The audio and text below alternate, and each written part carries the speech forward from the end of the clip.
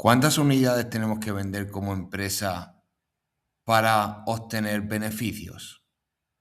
Bien, para contestar esta pregunta se utiliza en el mundo empresarial el umbral de rentabilidad.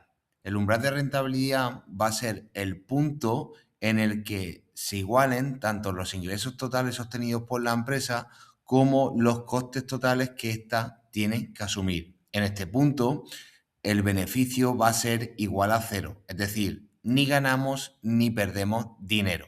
Bien, a partir de este número de unidades vamos a obtener beneficios, es decir, vamos a obtener ganancias. Nuestros ingresos totales van a ser mayores que nuestros costes totales. Sin embargo, por debajo de este número de unidades vamos a perder, vamos a obtener pérdidas. Nuestros ingresos totales van a ser menores que nuestros costes totales. Bien, para ver cómo llegamos hasta aquí, cómo conocemos ese número de unidades en el que ni ganamos ni perdemos, tenemos que aplicar esta fórmula que vemos representada en este lado de la imagen. Esta forma de representar el umbral de rentabilidad se utiliza con la Q, que representa el número de unidades, y se le suele añadir un asterisco para diferenciarla del número de unidades que nos da el ejercicio y que pueden corresponder a un dato histórico que tenga la empresa respecto a las mismas. Bien, pero que no son lo mismo que esas unidades que estamos buscando. Vamos a ver qué quiere decir esta fórmula. En primer lugar, tenemos los costes fijos, que los vamos a calcular ahora, dividido entre el precio de venta unitario, que también nos lo suele dar el ejercicio, en este caso es 10, y le tendríamos que restar esos costes variables unitarios, que los vamos a calcular. En este tipo de ejercicios se nos suelen dar una serie de costes tanto fijos como variables. Para poder averiguar qué costes son fijos y cuáles son costes variables, tendríamos que hacernos la siguiente pregunta. ¿El coste que estamos analizando varía en función del número de unidades producidas o vendidas? Si es así, si este coste varía en función de si producimos más unidades, correspondería a un coste variable.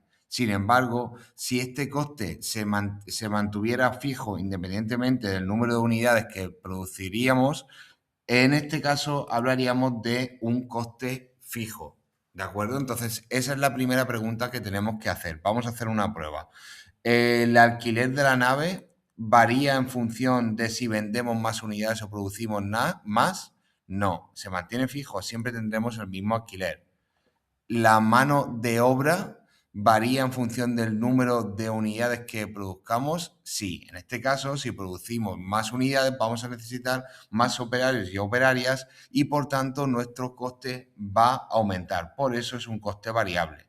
Bien, una vez que nos hacemos esta pregunta con el conjunto de conceptos que tenemos en el ejercicio, tenemos que hacer los sumatorios de los costes fijos y los costes variables para llegar después a aplicar esta fórmula que ya hemos explicado. Bien, vamos a empezar con los costes fijos.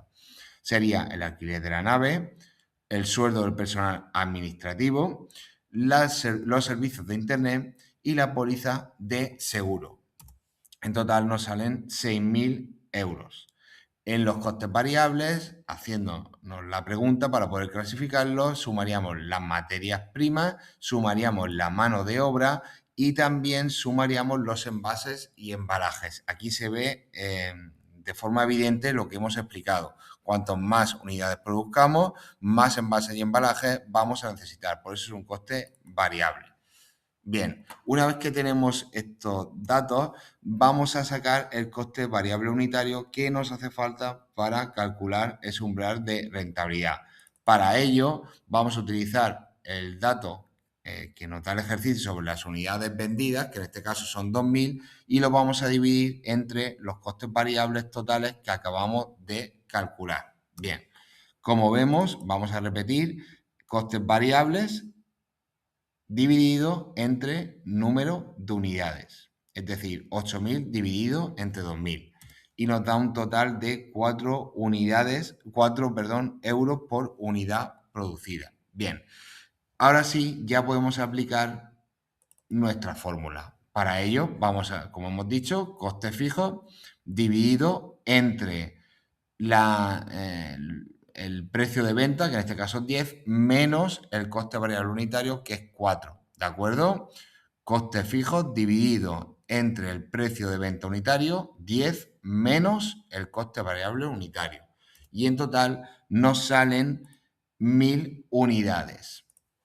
1000 unidades. Es decir, ¿qué son estas unidades? Como hemos dicho antes, va a ser el punto en el que los ingresos totales de la empresa se igualen a los costes totales de la empresa. Es decir, en este punto ni ganamos ni perdemos. El beneficio es cero. Bien, ahora pregunto, si obtenemos 1200 unidades, ¿ganaríamos o perderíamos? Como estamos por encima del umbral de rentabilidad, nuestros ingresos totales van a ser mayores que nuestros costes totales. Por tanto, ganamos. Por el contrario, si finalmente vendemos menos de esas 1000 unidades, por ejemplo, 500 unidades, nuestros ingresos totales van a ser menores que nuestros costes totales. Por tanto, en este caso, perderíamos. Bien, es habitual también que se pida representar en estos ejercicios gráficamente el umbral de rentabilidad. Para ello, aunque aquí vemos el resultado final, he decidido que la vamos a construir aquí para que veamos en qué orden se debe construir cada uno de los elementos que aparecen en la gráfica. Lo primero que tenemos que tener claro es que en el eje X, es decir, en la línea de abajo, para que nos entendamos, se coloca el número de unidades y que en el eje Y, en la línea horizontal, en la línea vertical, perdón, se van a representar los ingresos y los costes por igual, ¿de acuerdo? Entonces, la primera línea que a mí me gusta dibujar siempre es los costes fijos, que va a ser una línea horizontal. La vamos a situar aproximadamente por aquí. En segundo lugar, vamos a dibujar los ingresos totales, que estos ingresos totales van a ser a partir del punto cero, es decir, 0 unidades producidas, por tanto, 0 ingresos y 0 costes. Va a ir aumentando conforme vayamos produciendo o vendiendo unidades, porque así se van a aumentar nuestros ingresos también y nuestros costes, ¿de acuerdo?